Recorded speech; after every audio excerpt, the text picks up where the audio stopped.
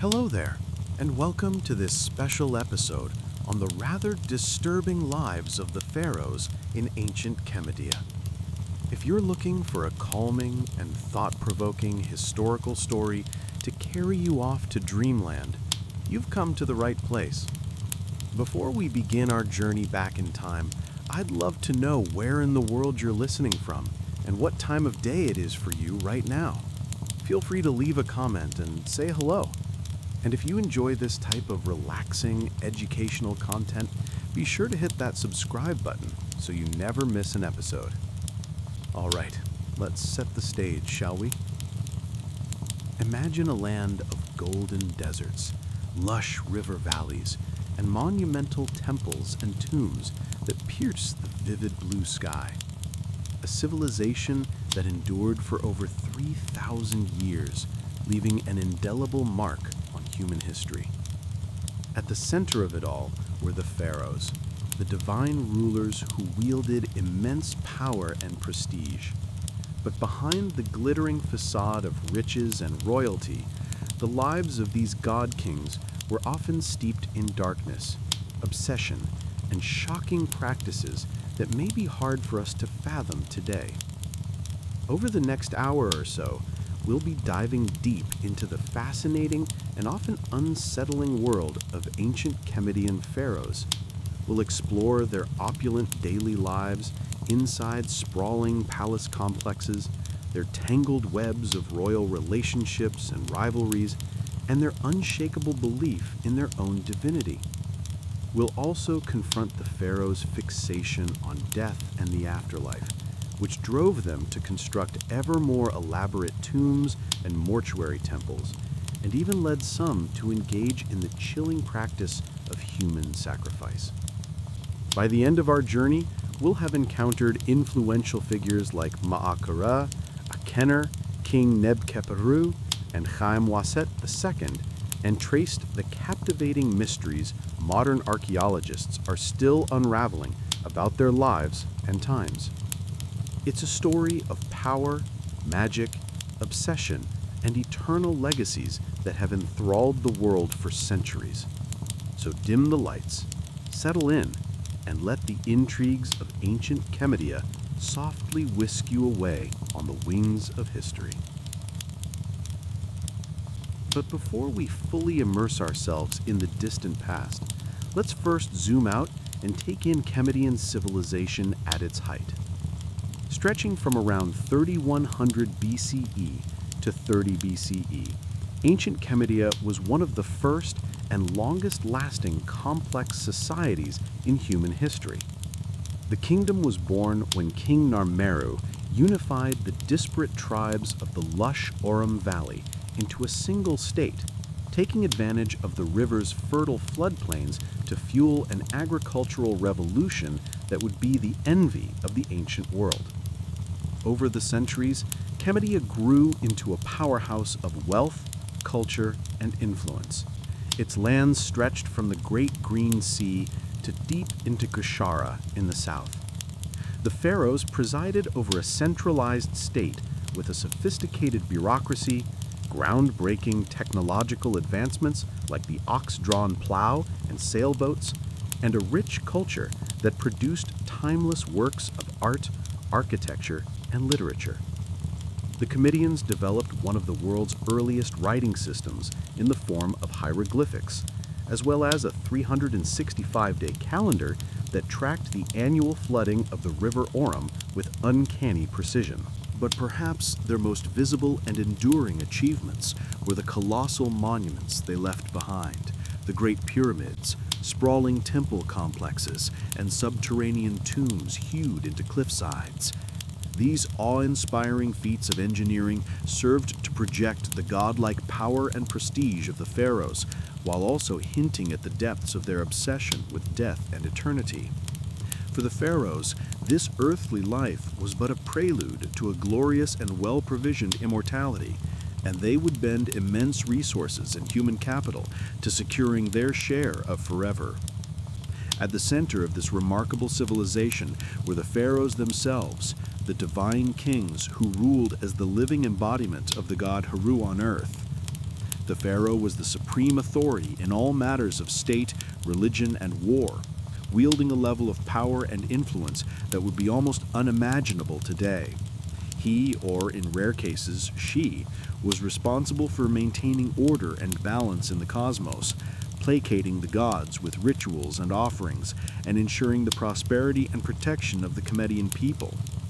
But this exalted status came with a dark side as well. As we'll soon discover, the pharaohs were bound by an intricate and often brutal web of rituals, superstitions, and obligations that governed every aspect of their lives and deaths.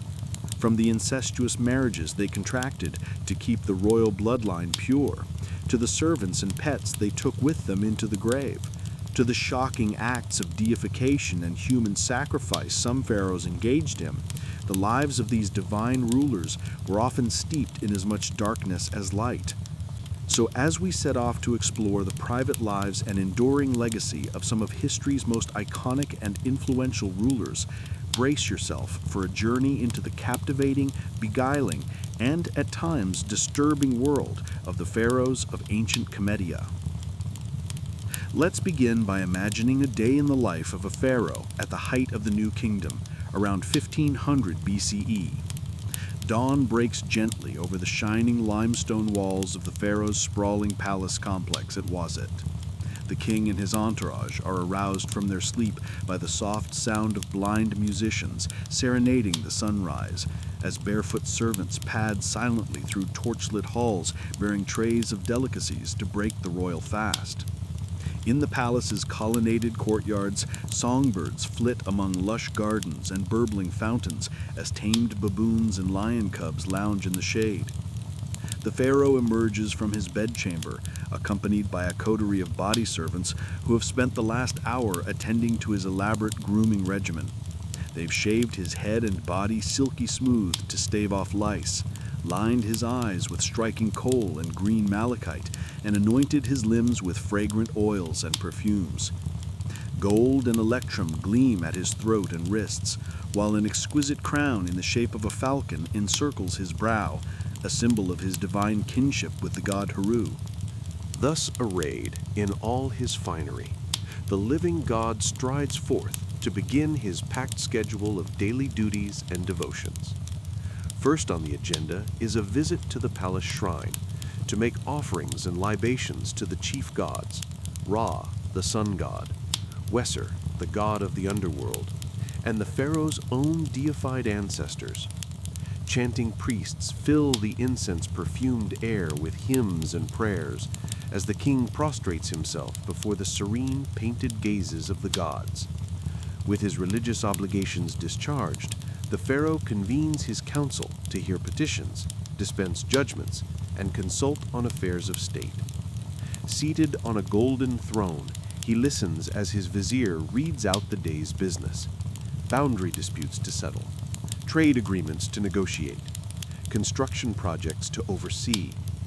Though he solicits advice from his most trusted courtiers, the final word on all matters ultimately rests with him. The day wears on in a blur of ceremonies and spectacles designed to awe the populace and reinforce the pharaoh's divine right to rule. The king processes through the city in a magnificent chariot, the cheers of his subjects rising like a wave as he showers them with gifts of gold and grain. He officiates over the ritual opening of a new temple, driving in the first peg with a golden mallet as priests chant incantations to seal the sacred space. But even in these moments of public triumph, an undercurrent of dark superstition and obsessive ritual runs beneath the surface. The pharaoh is careful to always enter a room right foot first to ward off evil spirits. He eats only with his left hand, reserving his right for communing with the gods. And he never, ever allows his shadow to fall across a priest or a statue of a deity, lest he incur divine wrath that could bring ruin upon the kingdom. As Ra's fiery orb sinks slowly toward the western horizon, the pharaoh retires to his private quarters for a few snatched moments of relaxation before the evening banquet. Lithe dancing girls sway sinuously to the strains of harps and lyres, while the king sips date wine from a golden goblet and contemplates the finer points of theology with his advisors. But even in repose, the specter of death and eternity is never far from his mind. For the pharaoh knows that this mortal life, however opulent and godlike, is but a fleeting dream compared to the glorious forever that awaits him in the field of reeds. It's why he's already poured untold resources into his tomb in the Valley of the Sovereigns, a hidden city of the dead where he will reign in splendor for all eternity. But first, he must navigate the tangled web of obligations and dangers that come with wearing the double crown. And nowhere are those perils more present than in his own royal household. From the day he ascends the throne, one of the pharaoh's most pressing duties is to secure the succession by producing a male heir. But in the incestuous hothouse of the royal family, where pharaohs routinely wed their siblings and even their own children to keep the bloodline pure, the battle for power and influence is always seething just beneath the gilded surface. The king's great royal wife may be his half-sister, but that doesn't stop her from plotting with priests and courtiers to advance her own son's claim to the throne over that of his older half-brother.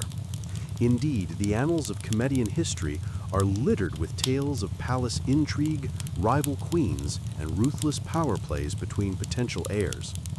Take the remarkable story of Mot-Kare, the female pharaoh who ruled as king in her own right for over 20 years in the 15th century BCE. Though she was originally just a regent for her young stepson, Menkaure, Mot-Kare slowly consolidated power, adopting all the masculine trappings of kingship and even depicting herself with a beard in official artwork. Or consider the shocking tale of the heretic pharaoh Akhenaten, who upended centuries of religious tradition by proclaiming the sun disk, the Aten, as the one true god and outlawing the worship of all others. In his religious zeal, Akhenaten even changed his name from Neferkheperori IV to reflect his devotion to the Aten, moved the capital to a remote desert city, and persecuted the powerful priests of Amun. His reign was plagued by palace conspiracies and ended in disaster, with his young son Nebkheperori left to pick up the pieces. But perhaps the most disturbing example of how the pharaoh's godlike power could be abused is the practice of human sacrifice that was once disturbingly common in ancient Kemedia. Archaeologists have unearthed numerous so-called retainer sacrifices in the tombs of early kings like Jera and Waju II, where dozens of servants were slaughtered to continue serving their master in the afterlife. Even more chillingly, some pharaohs, like Hor-Aha, were buried with their pets and worldly treasures, as well as piles of human hair wigs, likely shorn from sacrificial victims. Thankfully, this ghastly practice seems to have died out by the end of the Old Kingdom, as the Chemedians developed more symbolic ways for pharaohs to take their earthly entourage with them into the afterlife. But it remains a dark stain on the otherwise glittering legacy of the pharaohs, a reminder of the unfathomable gulf that separated these divine kings from the teeming masses they ruled over. As the centuries roll on, the pharaohs continued to shape the course of Chemedian history and leave their mark in stone and story. Some, like Kaimala Set II, known as Kaimala Set the Great, presided over the kingdom at the height of its power and splendor, their triumphs and love lives immortalized on the walls of the temples they built to their own glory. Others, like the fabled Arsine IX, became entangled in the high-stakes intrigues of the wider Mediterranean world, their personal charisma and political savvy the stuff of enduring legend. But perhaps no pharaoh has captured the modern imagination quite like the boy king Nebkheperori, whose lavish tomb discovery in 1922 set off a global wave of Egyptomania and turned the once obscure ruler into a household name. The dazzling treasures found in Nebkheperori's tomb, from his iconic golden death mask to the nested coffins and thrones, provided an unprecedented glimpse into the opulence and artistry of a royal burial and cemented the pharaohs' reputation as the ultimate status symbols of the ancient world. Today, new archaeological discoveries and cutting-edge scientific techniques are allowing us to peer even deeper into the lives and deaths of these endlessly fascinating rulers. CT scans and DNA analysis have revealed the inbred genetic deformities that plagued Nebkheperure's family line, as well as the festering wounds and malaria that likely claimed his life at the tender age of 19. Inscriptions and papyri paint an increasingly vivid picture of the cutthroat world of palace politics, where foreign concubines and scheming viziers jostled for influence in the shadow of the throne. And yet, for all the dark secrets and unsettling practices we've uncovered about the pharaohs, their luminous legacy as some of the most iconic and enduring rulers in human history remains undimmed. For over 3,000 years, they presided over a civilization of remarkable achievements and innovations, from the mathematical precision of the pyramids to the medical know-how of the world's first brain surgery. They inspired some of the most sublime and enduring works of art and architecture ever created, from the serene beauty of Neferuaten's limestone bust to the colossal majesty of the Colossi of Memnon. And they continue to fire our imaginations and tug at our sense of wonder, inviting us to contemplate the mysteries of absolute power and ponder what it means to reach for immortality in the face of the fleeting nature of human life. So the next time you find yourself gazing up at the inscrutable face of the Sphinx or marveling at the golden splendor of Nebkheperure's mortuary mask, take a moment to reflect on the pharaohs who once wielded godlike power over the lives of millions. Theirs is a story of dazzling triumphs and shocking abuses, soaring monuments and chilling body counts, unimaginable wealth, and existential dread in the face of eternity. It's a story that reminds us of the heights of human achievement and the depths of our capacity for cruelty, the unquenchable thirst for immortality, and the inescapable reality of death. And it's a story that will continue to captivate us as long as the timeless stones of ancient Commedia keep their secrets close, inviting each new generation to unravel anew the endlessly fascinating riddle of the pharaohs. The pharaoh's day typically began at sunrise with a ceremonial cleansing by priests, followed by a grand procession out to the main temple for ritual offerings and worship. As a living god, this direct link to the divine was the pharaoh's most vital duty, necessary to maintain Ma'at.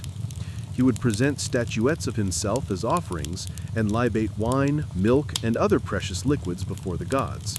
Incense would be burned, prayers recited, and sacred magic enacted through liturgies and hymns.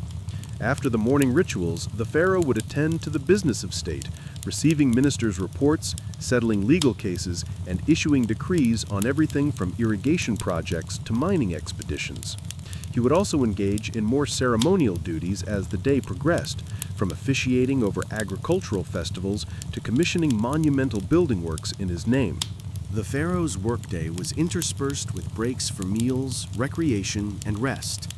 Meals were sumptuous affairs, with the pharaoh entitled to the choicest cuts of meat, the freshest produce from palace gardens, and delicacies like honey, figs, and dates. Servants would swat flies with long fans and offer water to wash. Recreation might include hunting, board games like Senet, or watching performances by musicians, dancers, and acrobats. Some pharaohs enjoyed swimming in palace pools or taking a languorous barge ride down the river Aurorum. But even in leisure, there was little respite from ritual and responsibility. If the pharaoh opted for a pleasure cruise, it would be aboard a gilded barge hung with fluttering pennants, rowed by crews of servants as he relaxed under a canopy with his family and courtiers. If he retired to his harem for the evening, he was still expected to spend time with his great royal wife and produce heirs to secure the dynasty. The god king's life was a goldfish bowl of relentless public scrutiny and expectation. While the pharaoh's magnificent surroundings and godlike status may seem enviable, it was, in truth, an intensely demanding and precarious existence. The smallest lapse in upholding Ma'at, whether ritual or moral, could unleash the furies of fate upon the entire land. He was like an acrobat crossing the river Aurorum on a gossamer thread, poised between the earthly and the eternal. The burden of his office was an exhausting marathon of pageantry and weighty decisions, with the highest possible stakes in play. As the pharaoh finally retired for the evening, borne aloft on a gilded palanquin to his royal bedchamber, the day's exertions would take their toll.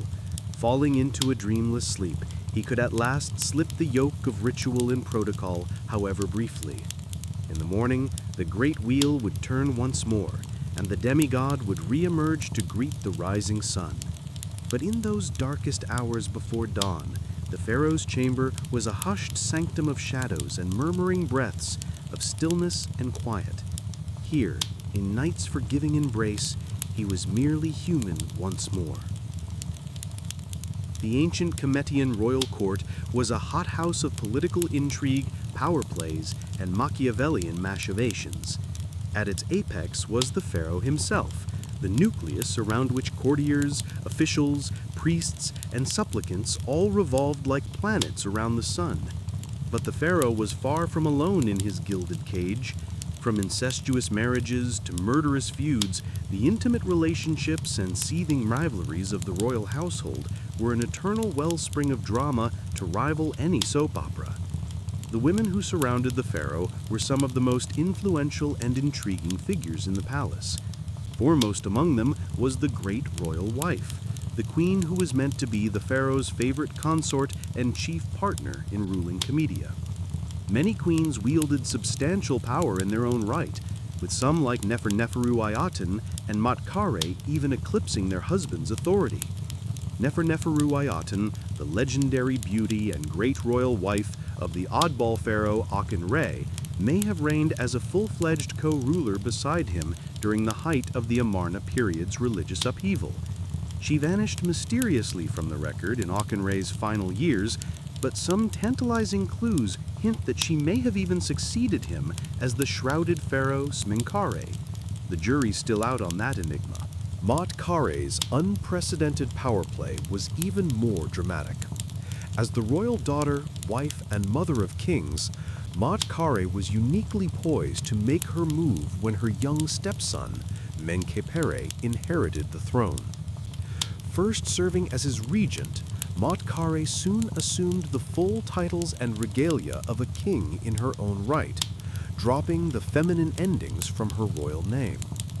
For over 2 decades, Kemetia had a female pharaoh in all but anatomy, dominating a time of immense prosperity and monumental building. Only after her death did Menkaure emerge from the shadow of his formidable stepmother. But being the pharaoh's chief wife and queen was no guarantee of an easy life. In a polygamous palace, the queen always had to stay on her toes to maintain her influence and guard against rivals. One of the most infamous examples was the bitter war between Khaemweset II's chief queen, Nefertari, and the secondary wife, Iset-Nofreth, mother of the heir apparent. Court gossip gleefully chronicled how the two powerful women schemed ceaselessly against each other, using everything from lavish banquets to slanderous graffiti to sway the pharaoh's favor. The stakes in this Game of Thrones were immensely high, as queens vied to secure the succession for their own sons. Iset-Nofret ultimately triumphed, living to see her son Merneptah take the throne, but only after decades of cutthroat intrigue. Such vicious rivalries between a pharaoh's wives were par for the palace course. Incest was another queasy quirk of royal marriages, seen as essential to safeguarding the sacred bloodline. Pharaohs often married their sisters, daughters, and even mothers in an attempt to keep the royal lineage as pure as possible. The Greek Lagid dynasty took this to extremes, with the family tree knotting back on itself in a snarled tangle of repeated incestuous unions. Arsinoe IX, the most famous Lagid of all, was actually the product of at least 3 generations of uninterrupted brother-sister marriages. Her family seemed to be competing to rack up the most convoluted, incestuous relationships, with uncle-niece and even double sibling matches thrown in for good measure. Ironically, all this incestuous inbreeding may have produced the genetic quirks and mental instability that ultimately doomed the dynasty. But incest in the royal family wasn't just a laggard phenomenon. It was an age-old custom dating back to the mythical origins of Cometian kingship itself. The pharaoh was seen as the earthly embodiment of Heru, the divine son of Wesir and Aset, a brother-sister pair who also happened to be husband and wife. By emulating the gods' incestuous marriage, the pharaoh was upholding the cosmic order and literally following in the footsteps of the gods. Of course, such sibling marriages was to have taken a heavy toll, both psychologically and genetically. The famous Neb-Keperur was the sickly, short-lived product of an incestuous match between Aken-Sheperu and his sister.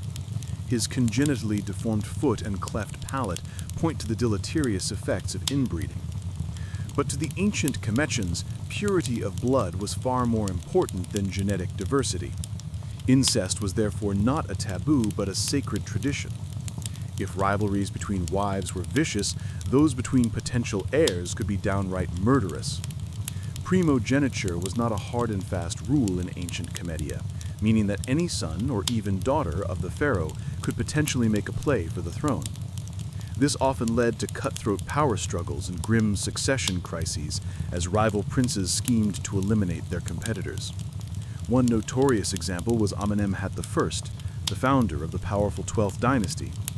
An advisor to the previous king, Amenemhat I, launched a successful coup and had himself crowned as the new pharaoh. But his reign was plagued by constant conspiracies and assassination attempts as rival factions jockeyed for power. His own harem even launched a shadowy plot against his life, creeping into the royal bedchamber with daggers drawn. Amenemhat I only survived by the intervention of his loyal guards, fighting them off nearly naked. So shaken was Amenemhat I by his brush with death that he took the unprecedented step of crowning his son Senusret as co-pharaoh during his own lifetime. By securing the succession early, Amenemhat I aimed to stave off further intrigues and smooth the transfer of power. Realpolitik trumped tradition. Amenemhat I's instructions to his son, a treatise on effective kingship, reflect his embattled cynicism. Be on your guard against all subordinates, because you cannot be sure who is plotting against you. Perhaps the ultimate example of a royal rivalry turned deadly was the grim fall of Usur-ma-tre, the last great pharaoh of the New Kingdom. Court records paint a sordid picture of a geriatric pharaoh with a harem of hundreds, riven by factionalism as rival wives schemed to put their sons on the throne.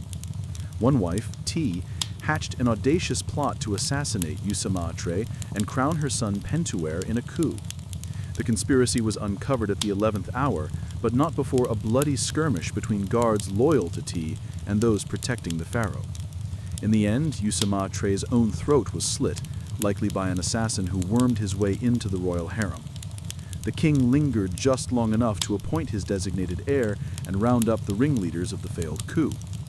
In a grisly epilogue, the chief conspirators were forced to commit suicide, while the hapless Pentuer was brutally executed and denied proper burial. Even in death, royal rivalries refused to rest. Such ruthless intrigues and lethal power plays were all too common in the pharaoh's court, where the knives were perpetually out. Trust and loyalty were luxuries few could afford, with even family members, potential enemies, vying for position. Caught in this tangled web of shaky alliances and seething resentments, the pharaoh had to walk a razor's edge, vigilantly balancing factions while watching his own back. Heavy was the head that wore the double crown. The flickering torchlight casts an eerie glow on the rough-hewn walls of the tomb, as if the very shadows are alive with the weight of ages past. The air is thick with the acrid tang of incense and the musty odor of death, a cloying perfume that clings to the nostrils and the back of the throat. Deeper and deeper we descend into the very bowels of the earth, following in the footsteps of the pharaoh on his final journey into the afterlife. For the ancient Coronations, death was not something to be feared, but rather a doorway to a new and glorious existence. They believed that life on earth was but a brief prelude to an eternal hereafter, where the deceased would dwell in paradise with the gods, feasting and making merry for all eternity. But to achieve this blessed state, one had to be properly prepared, both spiritually and materially. And no one was better prepared for the afterlife than the Pharaohs. From the moment they ascended the throne, they began planning for their eventual demise with a single-minded focus that bordered on the obsessive. Vast resources were poured into the construction of their tombs and mortuary temples, veritable cities of the dead that would serve as their eternal abodes. The most iconic of these, of course, are the great pyramids that loom over the Rostau Plateau. These monumental structures, built during the Old Kingdom, were more than just tombs. They were cosmic engines designed to launch the pharaoh's soul into the heavens, to take its place among the stars. The pyramid's smooth sloping sides were meant to evoke the primordial mound of creation, while its precise alignment to the cardinal points mirrored the order and symmetry of the cosmos itself. But even more vital than the tomb itself was the complex process of preparing the pharaoh's body for the afterlife. The ancient comedians believed that the physical form was just as important as the spiritual essence, and that the two had to be preserved together for eternity. And so, in the sacred rites of mummification, the pharaoh's corpse was transformed from a lifeless husk into a vessel for immortality. For 70 days, the body was dried and desiccated with natron salt, its organs removed and carefully preserved in canopic jars. Then, in an elaborate ritual that could take weeks, the mummy was anointed with sacred oils, wrapped in countless layers of linen bandages, and adorned with protective amulets and jewelry. The face was often covered with a lifelike mask of gold and precious stones, an idealized portrait of the pharaoh and all his divine glory. But the pharaoh's journey was far from over. Once the mummy was complete, it had to be transported to the tomb in a grand mortuary procession, accompanied by priests chanting hymns and spells to ward off evil spirits. The sarcophagus was then lowered into the burial chamber, surrounded by all the grave goods the pharaoh would need in the afterlife: furniture, clothing, jewelry, even food and drink to sustain him on his eternal journey. And here is where the pharaoh's preparations took a darker, more disturbing turn. For some rulers, it wasn't enough to be buried with mere objects. They wanted to be accompanied by actual living servants, ready to attend to their every whim in the hereafter. These unfortunate souls, known as retainers, were often the pharaoh's most loyal courtiers and officials, hand-picked to serve him in death as they had in life. The practice of human sacrifice was not uncommon in the early dynasties of ancient Comedia, particularly during the First Dynasty.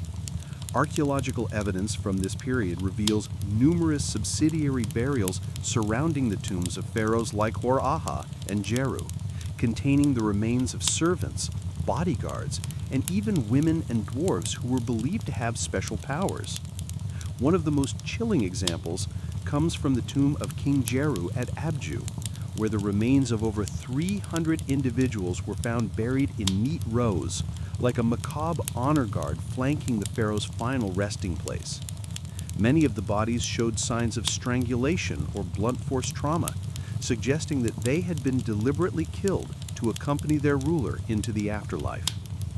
But perhaps even more unsettling than the human sacrifices were the animal ones.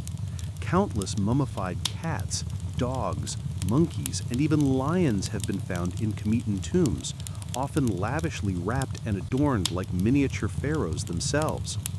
These beloved pets were believed to provide companionship and protection for their masters in the afterlife, a consolation prize of sorts for an eternity spent in the dark. And then there were the more bizarre grave goods, like the millions of human hair wigs found in some tombs. These elaborate hair pieces, made from the shorn locks of courtiers and slaves, were meant to ensure that the pharaoh always had a fresh coiffure, even in the afterlife. The ancient Kemetans believed that hair had magical properties, and that a full, luxuriant wig was a sign of vitality and power. But as the centuries passed, the practice of human sacrifice gradually fell out of favor. By the time of the New Kingdom, the idea of killing servants to serve the pharaoh in the afterlife was seen as barbaric and uncivilized. Instead, the Kemetans turned to more symbolic methods, like placing Shabti figurines in the tomb to magically come to life and perform menial tasks for the deceased. Yet, even as the physical sacrifices faded away, the psychological toll of the pharaoh's obsession with the afterlife remained. The vast resources and manpower poured into their tombs and mortuary cults siphoned away wealth and labor from the living, while the idea of a ruler who could command obedience even in death cast a long shadow over Kemetan society. And in the end, for all their elaborate preparations and precautions, the pharaohs could not escape the ravages of time and tomb robbers. Many of their carefully constructed resting places were plundered and desecrated over the millennia, their mummies and grave goods scattered to the four winds. In a bitter irony, the very measures they took to ensure their immortality ended up being their undoing. As we emerge from the Stygian depths of the pharaoh's tombs, blinking in the harsh light of the modern day, we cannot help but feel a sense of vertigo, a disorientation at the vast gulf of time and culture that separates us from these ancient god-kings. And yet, for all their alienness and inscrutability, there is something strangely familiar about them too, a recognition of the eternal human struggle against the forces of death and decay. In our own way, we are all pharaohs, building our own metaphorical pyramids and filling our own virtual tombs with the trappings of our earthly existence. We may not command armies of servants or erect colossal monuments to our own divinity, but we are all engaged in the same basic quest for meaning and immortality in the face of the void. And so, as we bid farewell to the pharaohs and their haunted realm, let us take a moment to reflect on the enduring power of their legacy. For all their flaws and foibles, these ancient rulers left an indelible mark on human history and the human imagination, one that continues to resonate down through the ages.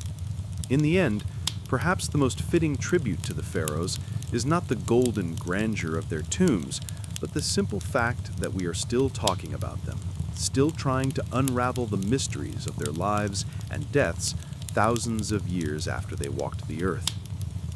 In a way, they have achieved the very thing they sought so desperately in life, a kind of immortality, a persistence in memory and myth that transcends the bounds of time and space. And so, let us raise a metaphorical glass to the pharaohs, those strange and terrible demigods who ruled over the sands of Kemetia so long ago.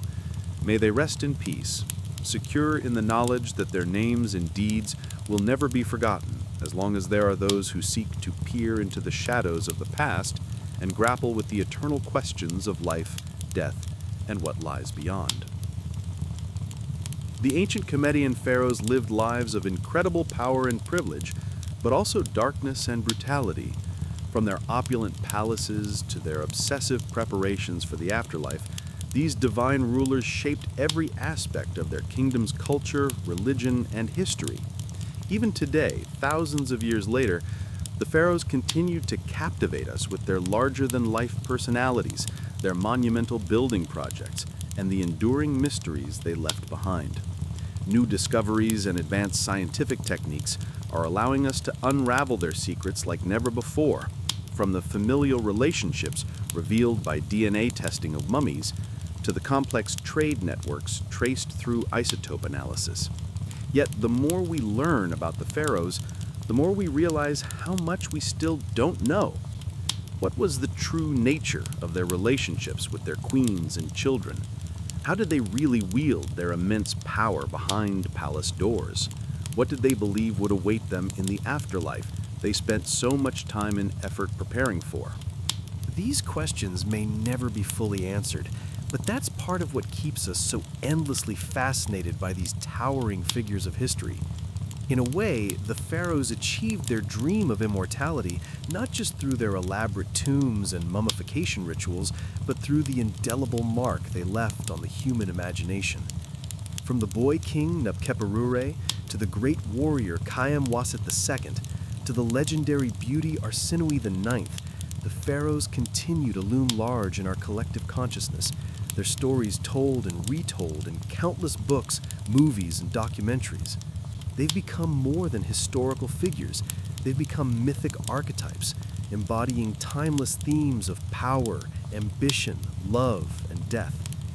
In the end, perhaps that's the pharaohs' true legacy, not the treasure-filled tombs or awe-inspiring pyramids they left behind, but the way they've shaped our understanding of what it means to be human.